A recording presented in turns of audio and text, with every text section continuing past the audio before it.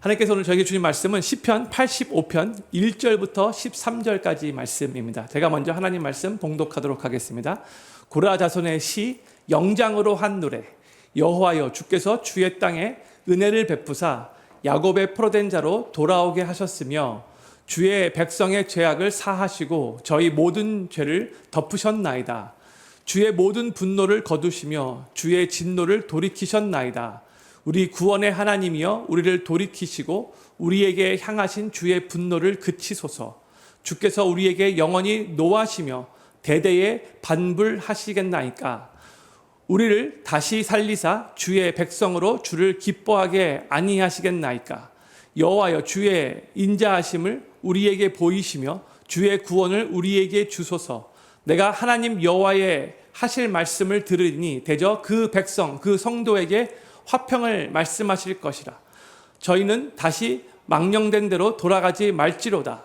진실로 그의 구원이 그를 경외하는 자에게 가까우니 이에 영광이 우리 땅에 거하리이다. 긍휼과 진리가 같이 만나고 의와 화평이 서로 입맞추었으며 진리는 땅에서 솟아나고 의는 하늘에서 하감하였도다.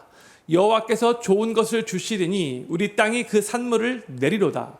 의가 주의 앞에 앞서 행하며 주의 종족으로 길을 삼으리로다. 아멘. 오늘 저희가 나누는 시편 85편의 표제어는 고라 자손의 시 영장으로 한 노래입니다. 지난주에 저희가 나눈 시편 84편과 동일하게 이 시편 85편도 저자가 고라 자손이에요. 고라는 모세와 아론에게 반역을 주도했다가 하나님의 심판을 받아서 죽임을 당한 사람이라고 말씀드렸죠. 그래서 고라 자손의 시들을 보면 조상들이 지은 죄에 대한 회개와 참회의 그 성격이 아주 강한데 오늘 시편도 마찬가지라고 할 수 있습니다. 표제어를 보면은 오늘 본문 말씀이 어떤 배경으로 쓰여졌는지를 알려주고 있지 않죠. 그런데 오늘 본문 말씀의 내용을 이렇게 살펴보면 바벨론으로 포로로 끌려갔다가 다시 돌아온 유다 백성, 이 예루살렘으로 다시 돌아왔던 그 유다 백성들 중에 이제 고라 자손이 이 시를 쓴 것으로 우리가 알 수 있습니다. 유다 백성들은 바벨론의 포로 생활을 하다가 이제 예루살렘으로 귀환하기만 하면 곧바로 하나님의 축복 가운데 그 땅에 하나님의 나라가 멋지게 이루어질 것을 기대했던 것 같아요. 그렇죠? 당연히 그렇게 기대를 한 게 당연히 하겠죠. 하지만 예루살렘에 돌아온 유다 백성들은 도리어 많은 문제들과 난관과 도전들을 직면하게 됩니다. 그들을 기다린 것은 정말 황폐한 예루살렘이었어요. 성벽은 다 회파됐어요. 그 다음에 이 성전 터는 흔적도 찾아볼 수 없었어요. 그리고 그들이 거할 집도 전혀 없었기 때문에 완전히 밤마다 그냥 밖에서 잘 수밖에 없는 상황인 거죠. 그 땅이 완전 회파되어 완전히 버려진 땅과 같이 보였어요. 이런 상황에서 유다 백성들은 예루살렘으로 귀환해서 먼저 성전을 재건해야 했고요. 그 다음에 무너진 예루살렘 성벽도 재건해야 했고요. 무엇보다도 그들의 영적 상태가 회복을 또 경험해야 됐어요. 영적인 부흥이 절박했어요. 그 당시 유다 백성들이 처했던 이런 힘든 상황들을 성도님들이 생각하시면서 오늘 이 본문 시편 85편을 읽으신다면 이 시편의 내용을 조금 더 잘 이해하실 수 있을 거라고 생각이 들어요. 이 시편 85편은 크게 세 단락으로 나뉘어져 있어요. 첫 번째 단락은 1절부터 3절까지의 말씀인데 하나님께서 과거에 유다 백성들에게 베풀어진 은혜를 기억하는 내용이 기록되어 있고요. 두 번째 단락은 4절부터 7절까지로 현재 자신들이 처해 있는 그 힘든 상황에서 자신들을 회복시키시고 다시 살려주시기를 간구하는 내용이 이 두 번째 단락이 기록되어 있어요.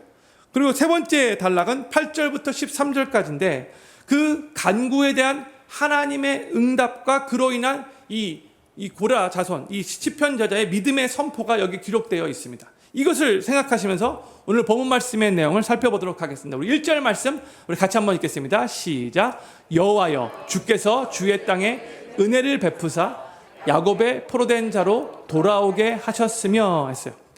지금 시편 저자는 이 이스라엘, 이 유다 백성들의 그 역사 가운데 그들이 어려움에 처할 때마다 하나님께서 자신들을 회복시켜 줬던 일을 생각하면서 지금 이 1절 고백을 시작하고 있는 거예요. 특히 이들은 지금 나라를 잃어버렸잖아요. 이방 나라의 포로로 끌려갔었어요.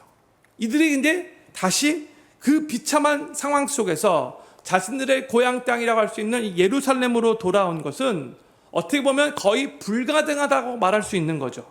근데 놀랍게도 70년 만에 나라를 다 잃어버리고 나서 70년 만에 자신들의 고향 땅으로 다시 돌아오게 된 거예요. 그런데 이 일은 이 유다 백성들이 저 포로지에서 열심히 독립운동을 잘 해서 돌아온 게 아니죠. 뭐 아주 특별하게 막 노력하고 막 자기들끼리 막 우리 독립을 위해서 우리 다시 자유롭게 저 땅으로 돌아가기 위해서 우리 으쌰으쌰 합시다. 그렇게 노력을 해서 돌아온 게 아니었죠. 오직 하나님의 은혜와 섭리로밖에는 설명할 수 없는 하나님의 은혜로 이들이 돌아올 수 있었던 거죠. 그래서 1절에서 그렇게 말하는 거예요. 은혜를 베푸셔서 돌아오게 하셨다라고 지금 고백을 하고 있는 거예요. 주께서 은혜를 베푸사 포로된 처지에서 신분에서 우리를 자유인으로 이렇게 돌아오게 하셨습니다. 하나님이 정말로 이 세상 역사의 주관자가 되십니다. 이렇게 지금 고백을 하고 있는 거죠. 2절에서 시편자는 또 이런 고백을 합니다. 2절 말씀 같이 읽겠습니다. 시작. 주의 백성의 죄악을 사하시고 저희 모든 죄를 덮으셨나이다 했어요. 지금 여기 2절에서 언급되고 있는 그 죄악은 그 남유다의 그 멸망을 초래했던 이 우상 숭배, 남유다 백성들이 너무나 하나님께 범죄하고 우상을 숭배했기 때문에 결국 이 하나님께서 심판하셔서 예루살렘이 멸망당했던 거잖아요. 바로 그 죄악을 가리키고 있는 거예요. 그래서 시편 저자는 하나님께서는 주의 백성의 죄악을 사하셨고 용서하셨고 그들의 모든 죄를 덮어주셨습니다 고백하고 있는 거죠. 하나님께서 우리의 삶에 신앙생활하고 있는 지금 우리의 삶에도 베푸시는 은혜가 참 많이 있지만 그 중에 죄 용서함의 은혜보다 더 큰 은혜가 없다라고 생각이 들어요. 제임스 보이스 목사님이 이런 말씀을 하셨어요. 우리가 하나님께로부터 받을 수 있는 모든 자비 중 가장 위대한 것은 죄 용서입니다. 바로 이 원천에서 다른 모든 은혜와 자비가 흘러나옵니다 했어요. 형님들, 우리도 항상 우리는 정말로 극악무도한 끔찍한 죄인이었는데 예수 그리스도의 십자가의 은혜로 값없이 용서함 받은 것에 대해서 항상 감사하는 마음으로 신앙생활을 해야 돼요. 우리가 우리 자신을 볼 때 아직도 연약하잖아요. 아직도 죄를 짓잖아요. 그럼에도 불구하고 하나님은 우리의 모든 죄를, 과거, 현재, 미래의 모든 죄를 십자가 위에서 이미 다 용서해 주신 거예요. 그게 엄청난 큰 은혜로 항상 감사함으로 다가와야 되는 거예요. 오늘 우리 같이 죄악 벗은 우리 영혼 기뻐 뛰며 주를 찬양해. 이 정말 우리의 그 끔찍한 모든 죄가 예수 그리스도의 십자가의 은혜로 다 깨끗해졌다는 그 그냥 생각할 때마다 주님 감사합니다. 주님 감사합니다. 정말 나는 죄인인데 나를 주님께서 의인 삼아 주셔서 너무 감사합니다. 이 기쁨과 감격이 항상 있어야 한다는 거죠. 3절에서 시편자는 좀 더 발전해서 이렇게 고백을 합니다. 같이 읽겠습니다. 시작. 주의 모든 분노를 거두시며 주의 진노를 돌이키셨나이다 했어요. 죄의 문제가 해결되었기 때문에 하나님께서는 이 유다 백성들을 향한 하나님의 진노를 거두실 수 있었던 것이죠. 그렇죠? 죄의 문제가 해결되지 않았으면 이 하나님께서 진노를 거두실 수 없었던 거예요. 그렇죠? 그런데 이것은 우리의 삶도 마찬가지예요. 우리가 예수님을 믿을 때, 예수님을 삶의 구세주로 영접할 때에 우리는 하나님의 자녀가 되었다라고 말을 하죠. 그렇죠? 그러니까 크리스천 하면 하나님의 자녀, 딱 정확하게 딱 생각이 나요. 그렇죠? 그런데 우리가 기억해야 할 것이 뭐냐면 우리가 그냥 하나님의 자녀가 된 것이 아니고요. 우리의 죄의 문제를 먼저 예수님께서 십자가 위에서 대신 해결해 주셨기 때문에 우리의 죄에 대한 용서를 우리의 죄값을 대신 지불하심으로 우리들에게 이루어 주셨기에 우리는 원래 본질상 진노의 자녀였지만 그 예수님을 삶의 구세주로 영접할 때에 하나님의 자녀가 된 거죠. 에베소서 2장 3절 말씀을 보면 우리 인간이 예수님 믿기 전에 어떠한 상태였는가를 알려줘요. 같이 읽겠습니다. 에베소서 2장 3절 시작. 전에는 우리도 다 그 가운데서 우리 육체의 욕심을 따라 지내며 육체와 마음에 원하는 것을 하여 다른 이들과 같이 본질상 진노의 자녀이었더니 했어요. 예수님 믿기 전에 우리 모두는 다 본질상 진노의 자녀였대요. 근데 여기서 진노, 영어로는 wrath인데 이 뭘 의미하는가? 하나님 그냥 계속해서 우리 볼 때 막 화를 내시는 그런 뜻인가? 아니에요. 이 진노라는 뜻은 하나님의 심판의 대상이었다는 뜻이에요. 하나님은 거룩하시고 하나님은 공의로우신 분이신데, 그래서 하나님은 우리의 죄를 심판하셔야 하는 분이신데, 우리는 죄를 짓는 죄인이기 때문에 바로 하나님의 심판의 대상이었고, 그 심판의 결과로 우리는 결국 우리의 죄값을 지불하며 영원히 지옥에서 고통받으며 살아가야 할 운명이었다는 거죠. 그게 바로 본질상 진노의 자녀였다, 그런 의미인 거예요. 그런데 예수님 믿는 우리 성도들은 예수님을 믿고 난 후에, 엄밀히 말해서 예수님을 믿는 바로 그 순간에 우리의 운명이 바뀌었고 우리의 신분이 바뀐 거예요. 우리는 더 이상 진노의 자녀가 아니라 하나님의 자녀가 된 거예요. 그리고 하나님은 더 이상 우리를 죄인으로 보시지 않고, 여전히 우리가 예수님 믿은 후에도 죄를 짓지만 하나님은 우리를 의인으로 보시는 거예요. 그게 은혜인 거죠. 이신칭의, 그렇죠? 의인으로 하나님 우리를 칭하신 거예요.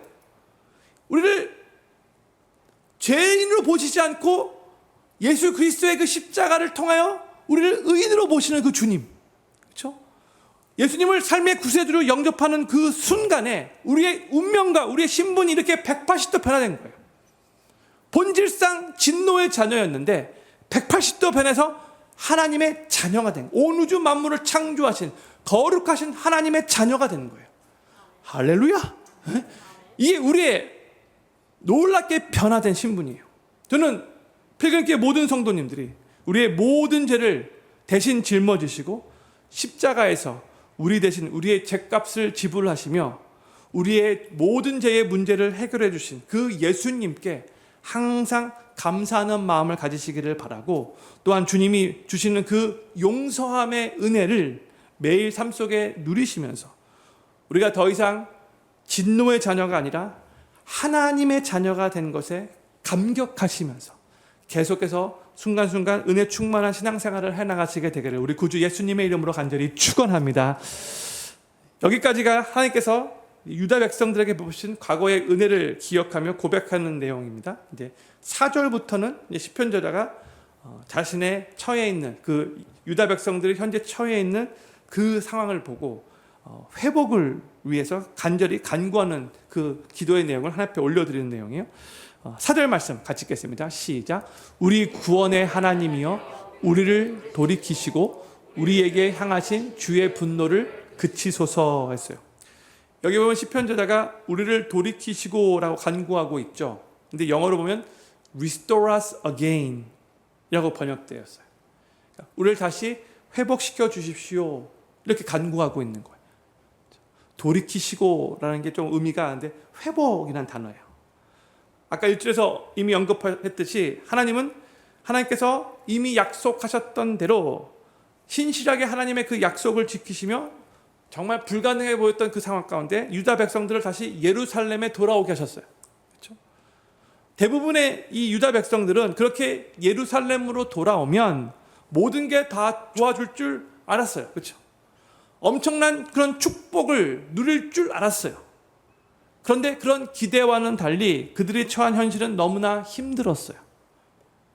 유다 백성들은 여전히 영적으로나 물질적으로 회복돼야 할 부분들이 참 많이 있었어요. 그들이 살아가는 그 힘든 삶 가운데 하나님의 약속들은 마치 뒤로 밀려난 것처럼 느껴졌고요.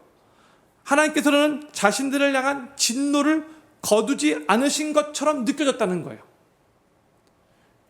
그러니까 하나님이 과거에 조상들이 범한 그 죄악을 이미 사하셨고 모든 죄를 다 덮으시고 진노를 거두셨지만 지금 예루살렘에 돌아온 이 유다 백성들을 향해서는 마치 진노를 거두시지 않는 것처럼 그들이 느꼈다는 거죠. 그 느낌이 정확한 것은 아니었다 할지라도 그들은 그렇게 느꼈다는 거예요. 5절에서 시편저자는 이렇게 질문합니다. 5절 말씀 같이 읽겠습니다. 시작. 주께서 우리에게 영원히 노하시며 대대에 발분하시겠나이까? 했어요. 퀘스천 마크죠. 이미 우리가 1절부터 3절까지의 내용을 살펴보면 이미 시편 저자는 다 알아요. 자신들이 지금 예루살렘으로 다시 돌아온 것은 하나님의 은혜 때문이라는 것을, 또한 하나님께서 그들을 향해 가지셨던 그 진노를 다 거두신 결과라는 것을 이미 다 시편 저자는 알고 있어요. 그러나 지금 현실적으로 볼 때에 이 유다 백성들이 경험하고 있는 상황이 너무나 힘들었기 때문에 지금 이런 식으로 하나님께 질문을 드리고 있는 거예요. Will you prolong your anger to all generations? 하나님 계속해서 그렇게 진노를 우리에게 부으실 겁니까? 이런 식으로 질문을 한 거예요. 그러니까 그들의 현실이 너무나 끔찍하게 힘들었다는 거죠. 그런데 이 시편 저자의 이 기도의 내용을 잘 살펴보면 시편 저자가 정말로 원하는 것이 그 무엇도 아닌 정말 영적인 회복이었다는 것을 우리가 알 수 있어요. 6절 말씀이 좀 더 분명하게 우리에게 알려줘요. 6절 말씀 같이 읽겠습니다. 시작. 우리를 다시 살리사 주의 백성으로 주를 기뻐하게 아니하시겠나이까? 이것도 또 질문인데, 지금 시편 저자는 예루살렘으로 돌아온 유다 백성들 전체를 자기가 다시 마음에 품고 대표해서 주께서 우리를 다시 살려주십시오, 이렇게 기도하고 있는 거예요. Revive us again. 그렇죠? 이 간구는 부흥을 위한 간구예요. Revive us again. 히브리어 원어를 봐도 살리다라는 단어, 하야라는 단어가 나왔어요. 우리가 잘 아는 하박국 3장 2절에서 주여 진노 중에도 우리를 부흥케 하소서, 똑같은 단어예요. 하야, 살리다. 그렇죠? 이 뜻은 한국말로 번역하면 뭐 살아나게 하다, 소생시키다, 회복시키다, 이런 의미의 단어인데, 그러니까 죽은 것 같아 보이는 것을 다시 살린다라는 그런 의미인 거죠. 이제 이 유다 백성들이 다시 하나님 안에서 하나님의 살아서 역사하심을 그들의 삶 가운데에 다시 경험할 수 있도록 은혜를 베풀어 달라는 그런 기도인 거예요. Revive us again. 다시 우리 안에 영적인 부흥을 허락해 주십시오. 다시 6절 말씀 비추세요. 그러면 어떤 일이 벌어지게 되는가? 6절 보면 그러면 주의 백성이 주를 기뻐하는 일이 일어날 것이다, 이런 말을 하고 있어요. 그렇죠? 그러니까 지금 이 시편 저자가 하나님 앞에 간절하게 지금 기도하고 있는 내용은 다른 게 아니에요. 하나님으로 인한 영적 부흥이에요. 이것을 위해서 기도하고 있는 거예요. 현실적으로 많이 힘들지만 God revive us again, that your people may rejoice in you. 주님 안에서 우리 모두가 다시 기뻐할 수 있도록 우리를 다시 부흥케, 영적으로 부흥케 해주십시오. 그런 의미인 거죠. 우리도 바로 이 부흥을 위해서 계속해서 기도해야 돼요. 하나님이 분명히 살아서 역사하시는 분이신데, 만약에 마치 하나님이 살아계시지 않는 것 같이 느껴질 때에 하나님께서 다시 역사해 주셔서 하나님 자신을 드러내 주시고 하나님의 선한 일을 이루어 주시고 하나님의 살아계심을 경험하는 그 참된 부흥을 허락해 주셔서 하나님 안에서 온전히 기뻐하게 해달라고, 지금 우리가 이 시편 저자의 이 기도의 내용 같이 우리도 우리 삶 가운데 이런 부흥을 허락해달라고 기도해야 한다는 거예요.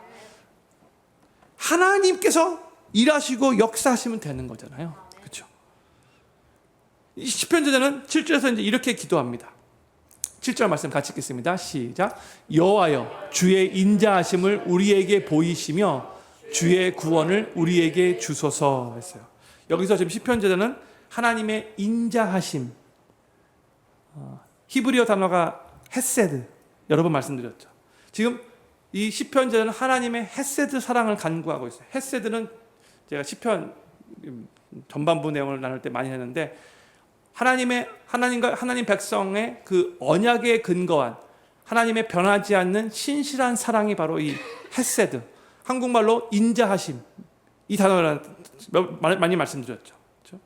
지금 시편 저자는 비록 자신들은 하나님의 은혜를 받을 자격이 없지만 그럼에도 불구하고 하나님과 맺어진 바로 이 언약 관계 속에서 하나님 우리들에게 계속해서 하나님의 은혜와 사랑을 부어 주십시오. 이렇게 간구하고 있는 거예요. 하나님 우리를 하나님의 언약 백성으로 삼으셨죠. 하나님 그 언약을 토대로 하나님 영원히 변치 않는 사랑을 우리에게 부어주시는 분이시죠. 내가 그걸 믿는데 하나님 이 상황 가운데서도 이 어려운 이 순간 가운데서도 하나님의 그 인자하심을 헤세드의 사랑을 우리에게 허락해 주시옵소서. 우리를 이 어려운 상황에서부터 구원시켜 주시옵소서. 이렇게 지금 간구하고 있는 거예요. 저는 근데 지금 오늘 우리가 나누고 있는 시편 85편 이 두 번째 단락 4절부터 7절까지 지금 현실의 그 어려움 앞에서 시편 저자가 하나님 앞에 간구하고 있는 이 내용을 가지고 우리의 삶과 우리의 기도를 좀 돌아보고 싶어요. 예수님을 믿는 크리스천들의 삶은 이미 구원의 은혜가 베풀어진 삶이죠. 그렇죠? 우리 모두가 다 주님의 은혜 가운데 구원받아 하나님의 자녀가 되었어요. 의인이 되었어요. 그렇죠? 구원이 베풀어졌어요. 그렇죠? 그리고 우리에게는 이미 저 천국이 약속되어져 있어요. 이미 구원받은 은혜를 누리며 이 세상을 살아가고 있는 성도들이에요. 그렇지만 여전히 고통받는 현실 속에서 우리가 살아가고 있어요. 그렇죠?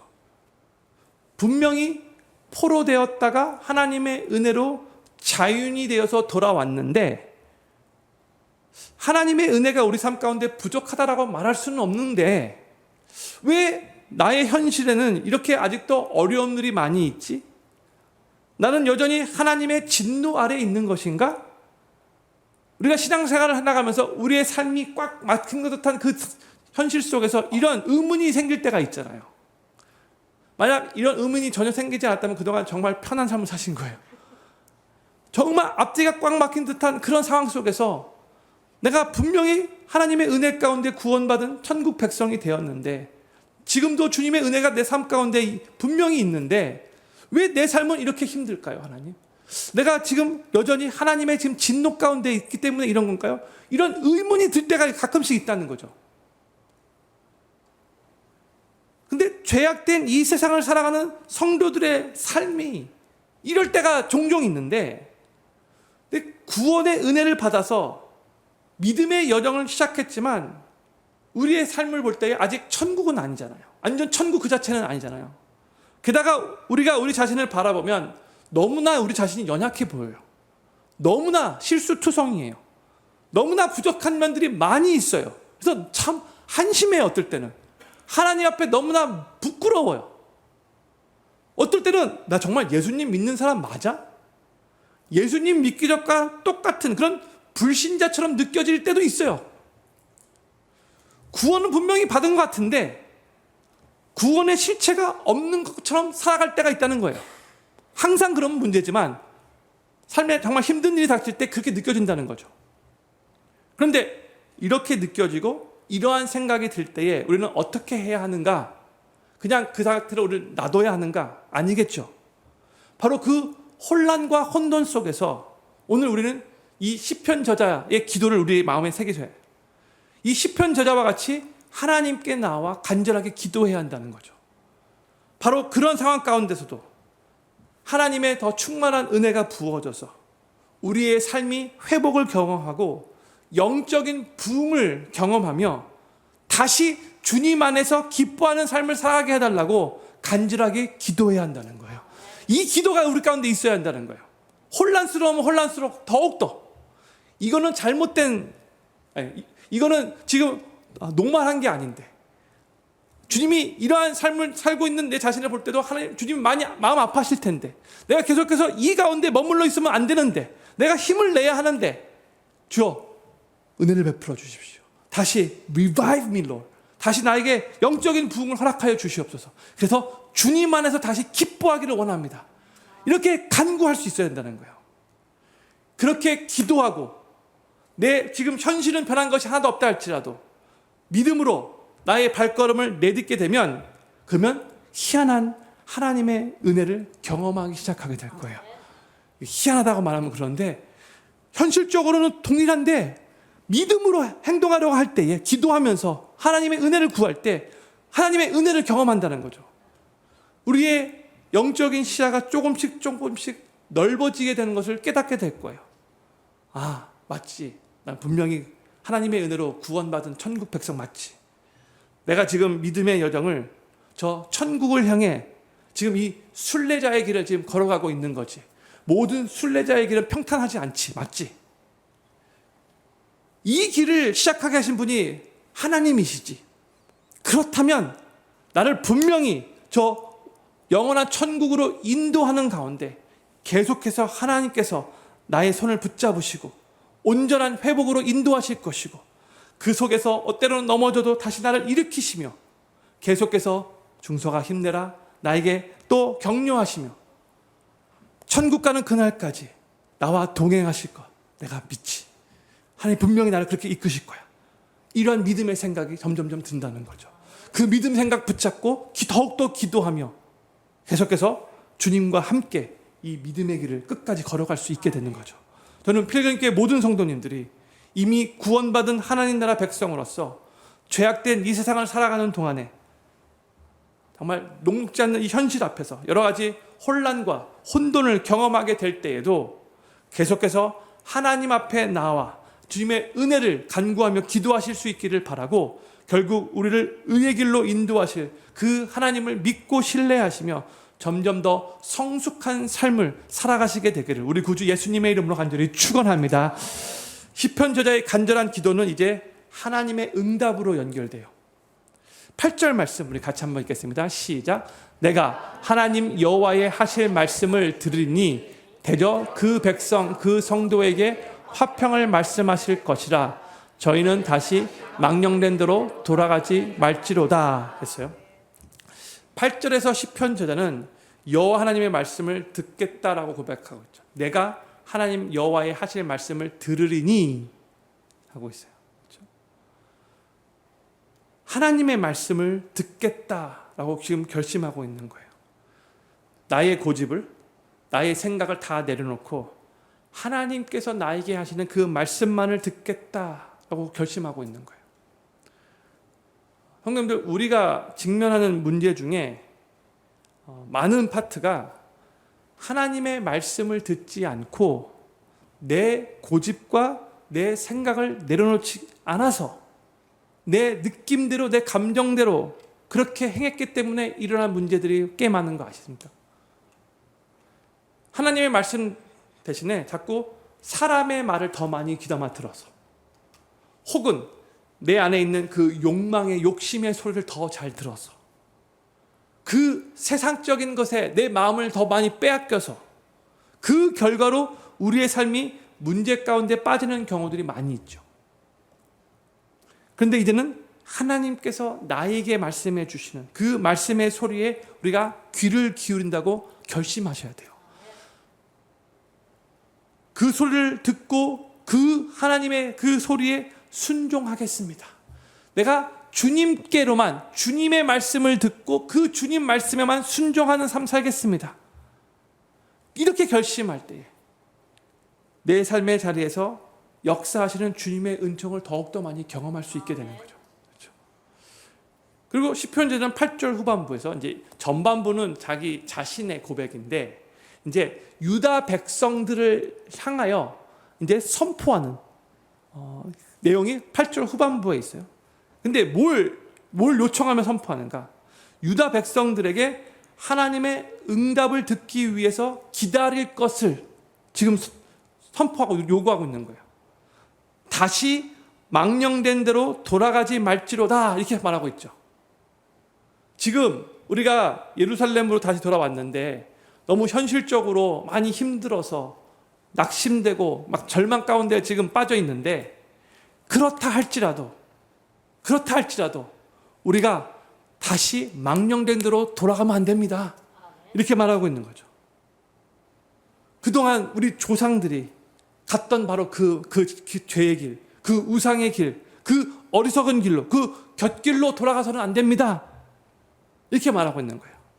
잘 인내하지 못해서 지금 하나님의 때가 있고 하나님의 음성을 듣고 그 하나님의 말씀에 순종해야 하는데 우리가 인내하지 못해서 지금 힘들다고 다시 죄악된 길로 향해서는 안 돼. 끝까지 하나님을 기다립시다. 이런 의미로 말하고 있는 거죠.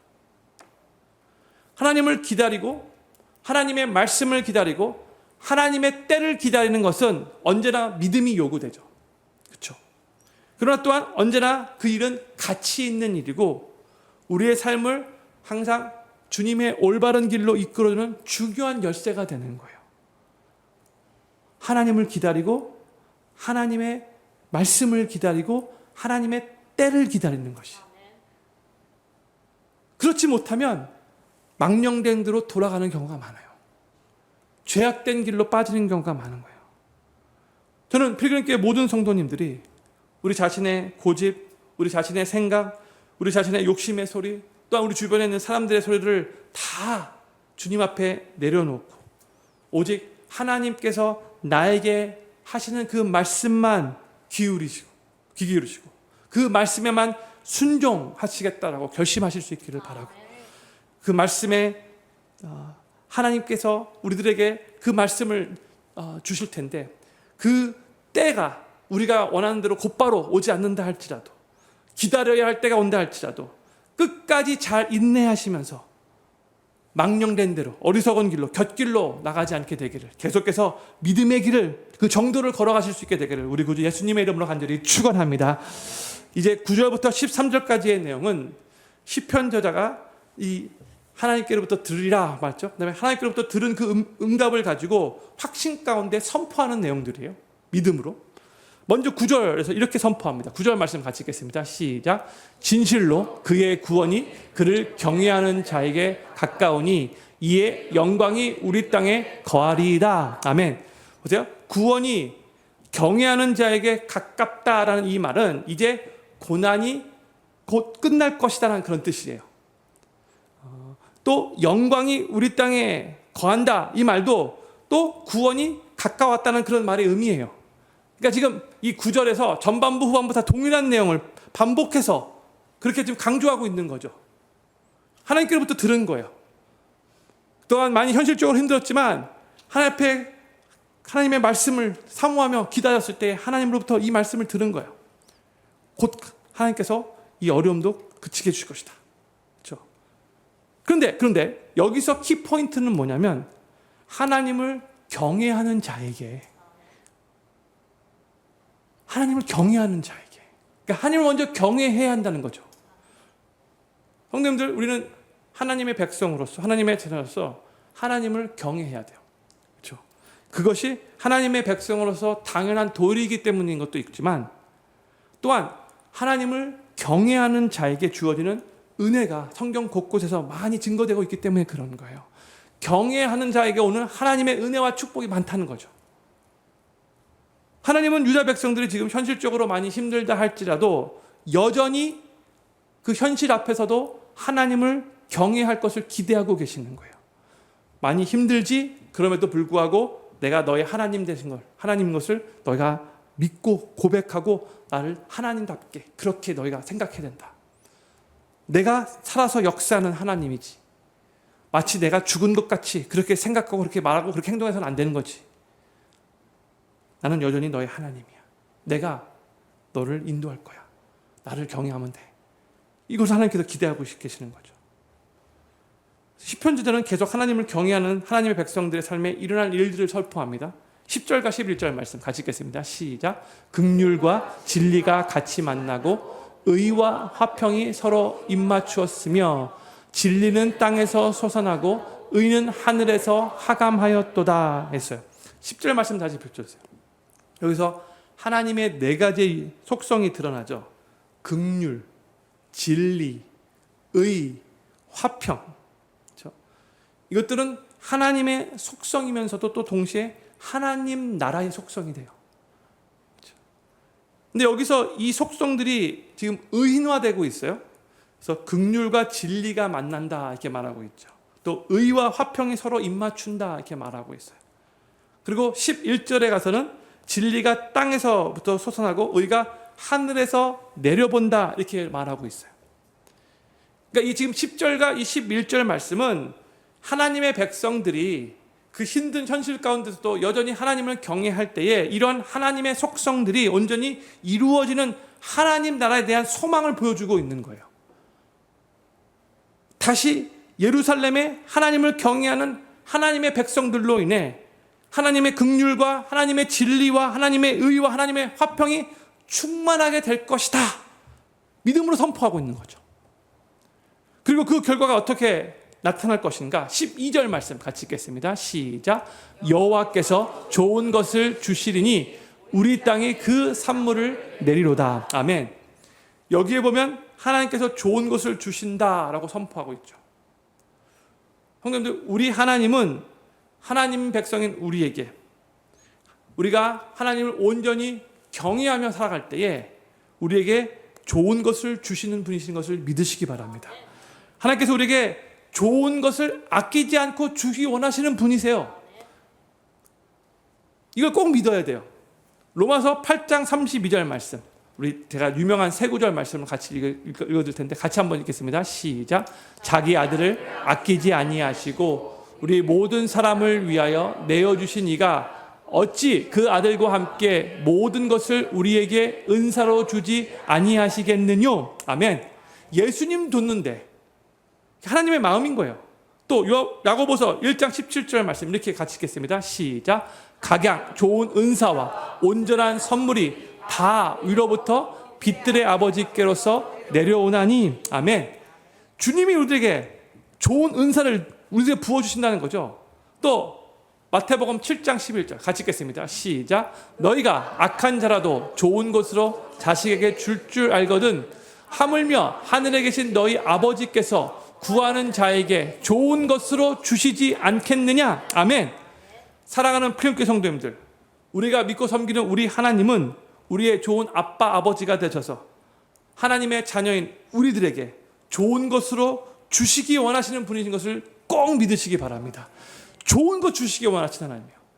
또한 우리가 생각하는 좋은 것과 하나님이 생각하시는 좋은 것이 다를 때가 종종 있잖아요. 그때에는 하나님이 생각하시는 하나님의 좋은 것이 내가 생각하는 좋은 것보다 훨씬 더 좋은 것이라고 믿어야 되는 거예요. 저는 우리 성도님들이 우리 하나님은 우리에게 정말 좋은 것을 주시는 분인 것을 조금 더 의심하지 않았으면 좋겠어요. 내가 원하는 대로 이 상황이 흘러가지 않는다 할지라도, 지금 현실이 녹록지 않는다 할지라도 분명히 하나님은 이것을 통해서 나에게 정말 좋은 것을 주시기 원하시는 분이시다 믿음으로 고백하실 수 있기를 바라요. 그리고 많은 때에, 정말 많은 때에 우리가 이 세상을 살아가면서 세상 사람들의 가치관과 동일하게 우리가 세상 사람들이 추구하는 것을 그대로 추구하며 살아갈 때가 많거든요. 내 안에 욕심을 부릴 때가 많아요. 그 욕심대로 살아갈 때가 많이 있기 때문에 하나님이 영적인 것으로 더 좋은 것으로 주시기 원하셔도 우리가 세상 것으로 나의 욕심으로 가득 차 있기 때문에 주님이 주시고자 하는 것을 못 받아 누릴 때가 많다는 거예요. 그림 하나 보도록 하겠습니다. 지난주에도 제가 그림 하나 이 그림이 많은 때에 우리의 모습을 보여준다고 생각해요. 우리 주님은 우리를 위해서 정말 좋은 것을 갖고 계세요. 주시고 싶으세요. 근데 우리가 주님이 주시기 전에 우리가 갖고 있는 걸 주님 앞에 내려놔야 되는데 이거 내려놓기 쉽지 않은 거예요. 이거 별로 주님이 갖고 있는 거에 비교해서 별로 좋은 게 아니거든요. 그냥 조그만 거거든요. 근데 이거 안 내놓고 싶은 거예요. But I love it, God. 이렇게 말해요. 주님이 Trust me. I have a lot better thing for you. But I love this, God. I don't want to let it go. 이렇게 생각한다는 거예요. 정말로 많은 때에 이게 주님 앞에서 우리의 모습이에요. 정말로 주님은 우리에게 훨씬 더 좋은 것을 주시기 원하시는데 우리가 우리의 것을 포기하지 않고 때때로 세상의 것을 더 추구하며 살고 있어요. 그래서 주님이 주시고자 하는 더 좋은 것을 누리지 못하는 거예요. 근데 모든 것들을 다 주님 앞에 내려놓고 우리 주님을 신뢰할 때 우리 주님이 훨씬 더 우리의 삶 가운데 좋은 것을 주시는 것을 경험하고 그 좋으신 주님을 더욱더 찬양할 수 있게 될 거예요. 시편 저자는 오늘 본문 13절에서 이렇게 시편 85편을 끝으로 마무리합니다. 13절 말씀 같이 읽겠습니다. 시작. 의가 주의 앞에 앞서 행하며 주의 종족으로 길을 삼으리로다 했어요. 의가, 여기서 중요한 거는 righteousness, 의가 주님 앞에서 행한다라고 했고, 의가 주님의 길을 닦아 놓는다고 이렇게 말을 하고 있는 거예요. 뭘 의미하는 것인가? 이 말씀은 하나님께서 자기 백성이 당하는 그 모든 일을 의롭게 올바르게 판단하심으로써 하나님의 백성이 혹시 지금 억울한 일을 당한다 할지라도 하나님께서 결국 그 모든 것을 다 하나님께서 풀어주신다는 거예요. 그리고 지금 하나님의 백성들이 하나님의 말씀 붙잡고 하나님의 뜻대로 살고 하나님을 위해서 살아가는 그 모든 삶의 한 스텝 한 스텝을 우리 주님께서, 의로운 주님께서 다 기억하셨다가 그때 하나님께서 그것을 하나님이 보상해 주시겠다는 의미예요. 이게 13절 말씀이 결국 종말론적인 그런 해석으로 끊는 거예요. 의로우신 하나님께서 역사의 모든 부정적인 것을 바로잡으시고 잘못된 것은 심판하실 뿐만이 아니라 하나님의 백성들에게는 그 하나님의 백성들이 행한 그대로 갚아주시고 상 주실 거라는 의미예요. 그게 의로운 주님이라는 뜻이에요. 요한계시록 22장 12절 말씀 같이 읽겠습니다. 시작. 보라, 내가 속히 오리니 내가 줄 상이 내게 있어 각 사람에게 그의 일한 대로 갚아주리라. 아멘. 우리 의로우신 우리 주님께서 우리가 주님을 위해 일한 대로 갚아주실 것이기에, 하나하나 다 상으로 갚아주실 것이기에 주님을 섬기는 우리의 모든 수고가 결코 헛되지 않을 것을 믿으시기 바랍니다. 저는 필그림교회 모든 성도님들이 의로우신 주님께서 결국 우리가 주님을 위해 일한 대로 다 갚아주실 것이라는 것을 믿으시면서 주님을 섬기는 그 우리의 수고가 결코 헛되지 않게 될 것을 바라보시며 바로 모든 일을 의로 행하시는 우리의 주님을 찬양하며 신뢰하실 수 있기를 바라고, 이 땅에서부터 저 영원한 주님 나라를 바라보며 계속해서 믿음의 길을 걸어가실 수 있게 되기를 우리 구주 예수님의 이름으로 간절히 축원합니다. 기도 제목 6가지 읽고 기도하는 시간 갖도록 하겠습니다. 첫 번째 기도 제목입니다. 우리의 모든 죄를 대신 짊어지시고 우리 죄값을 지불하시며 우리 죄의 문제를 해결해 주신 예수님께 항상 감사하게 하소서. 죄 용서함의 은혜를 매일 누리며 우리가 더 이상 진노의 자녀가 아니라 하나님의 자녀가 된 것에 감격하면서 매일 은혜 충만한 삶을 살게 하소서. 두 번째 기도 제목입니다. 하나님이 살아계시지 않는 것 같이 느껴질 때에 하나님을 드러내 주시고 하나님의 선한 일을 이루어 주시며 하나님의 살아계심을 경험하는 그 참된 부흥을 허락해 주셔서 하나님 안에서 온전히 기뻐하는 삶을 살게 하소서. 세 번째, 죄악된 세상을 이미 구원받은 하나님 나라 백성으로서 살아가는 동안 여러 가지 혼돈과 혼란을 경험하게 될 때 하나님께 나와 기도하게 하시고 결국을 의의 길로 인도하실 그 하나님을 믿으며 점점 성화되고 성숙한 삶을 살게 하소서. 네 번째, 자신의 고집, 자신의 생각, 자신의 욕심의 소리들을 다 내려놓고 오직 하나님께서 나에게 하시는 말씀만 귀 기울이며 그 말씀에만 순종하게 하소서. 하나님의 때를 기다려야 할 때는 끝까지 인내하며 어리석은 곁길로 가지 않게 하소서. 다섯 번째, 우리 하나님은 우리에게 좋은 것을 주시는 분이심을 확신하게 하소서. 내가 원하는 나의 욕심을 내려놓을 때에 하나님께서 더 좋은 것을 주실 것을 믿게 하소서. 마지막 여섯 번째, 의로우신 주님께서 결국 우리가 주님을 위해 일한 대로 다 갚아주실 것을 믿으며 모든 일을 의로 행하시는 주님을 신뢰하면서 이 땅에서부터 주님 나라를 위해 살아가게 하소서. 오늘 말씀 생각하면서 유다 백성들이 다시 예루살렘으로 돌아왔을 때에 더 어려운 현실 앞에 처해 많이 낙심했지만 시편 저자의 그 기도와 함께 다시 우리에게 부흥을 허락해달라고 기도하는 가운데 하나님께서 앞으로 하실 일들을 믿음으로 바라볼 것을 같이 이렇게 나눴는데, 우리가 오늘 같이 한번 이 6가지 시편의 기도를 가지고 같이 한번 기도하는 시간 갖기를 원합니다. 기도하겠습니다.